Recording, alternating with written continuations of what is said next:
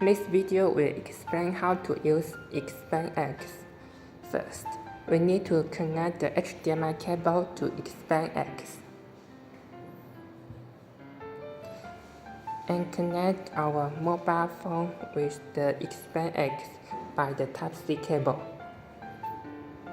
After that, the mobile phone will pop up a connection reminder, and your phone's content will be projected directly to the monitor. And then you can connect the keyboard mouse by the USB port.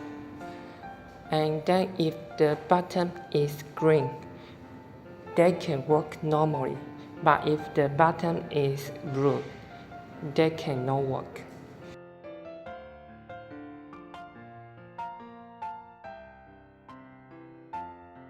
And if you want to change the mode, you can switch it. In the computer mode, it is easy to use. We can control it by our mouse and keyboard. We can see movies and we can work. We can do everything we want to do.